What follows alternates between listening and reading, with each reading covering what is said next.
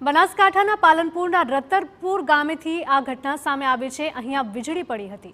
એક મંદિર પર વીજળી કડાકા સાથે પડી હતી, છતાં પણ શિવલિંગ ખંડિત ન થયું। શિવલિંગ ખંડિત ન થયું, પરંતુ આજુબાજુના પથ્થર તૂટી ગયા છે। વીજળી પડતા શાળાના બાળકોનો પણ આબાદ બચાવ થયો છે। વીજળી પડી એની 5 મિનિટ પહેલા જ બાળકો ત્યાંથી પસાર થયા હતા। વીજળી પડવા છતાં મોટું નુકસાન ન થતા ગ્રામજનોએ શિવજીનો આભાર માન્યો છે। તો બનાસકાંઠાના પાલનપુરના રતનપુર ગામની આ ઘટના છે કે જ્યાં એક મંદિર આવેલું છે અને આ મંદિર પર વીજળી પડી હતી। કડાકા સાથે વીજળી પડતા છતાં પણ શિવલિંગ ખંડિત નથી થયું। શિવલિંગ ખંડિત ન થયું, પરંતુ આસપાસના જે પથ્થર મૂક્યા હતા તે પથ્થર તૂટી ગયા છે। વીજળી પડતા શાળાના બાળકોનો પણ આબાદ બચાવ થયો છે।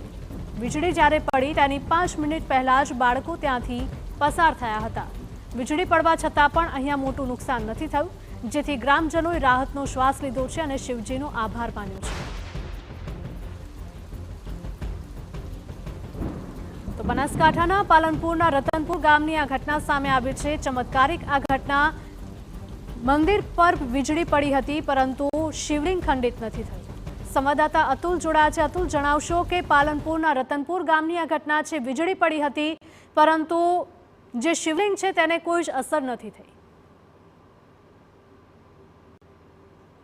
જી અતુલ। ચોક્કસ પાલનપુર તાલુકાનું રતનપુર ગામ છે અને રતનપુર ગામે જે એક ચમત્કારિક ઘટના બની છે। વહેલી સવારે 7 વાગે જ્યારે વરસાદ શરૂ થયો ત્યારે કડાકા બડાકા સાથે વીજળી પડી હતી અને આ વીજળી સીધી શિવલિંગ પર પડી હતી। એટલે કે વીજળી શિવલિંગ પર પડી છતાં પણ શિવલિંગને કોઈ પણ પ્રકારનું નુકસાન થયું ન હતું। આજુબાજુની જે જળકુંડી હતી તેના પથ્થર 200 ફૂટથી વધુ જે ઉડીને દૂર પડ્યા હતા। સાથે સાથે જે વહેલી સવારે બાળકો શાળાએ જતા હતા ત્યારે આ બાળકો પણ આ જે વીજળી પડવાની ઘટના બની ત્યાંથી માત્ર 50 ફૂટ અંતરથી ચાલતા હતા, તેમનો પણ આવાજ બચાવ થયો હતો।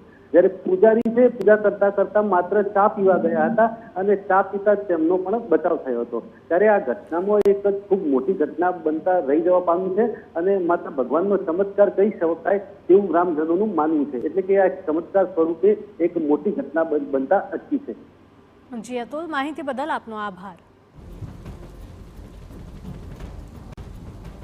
તો શિવલિંગ ખંડિત નથી થયું, મંદિર પર વીજળી પડી હતી પરંતુ શિવલિંગને કોઈ આંચ નથી આવી, પરંતુ આસપાસ જે પથ્થર મૂકેલા હતા તે પથ્થરો તૂટી ગયા હતા।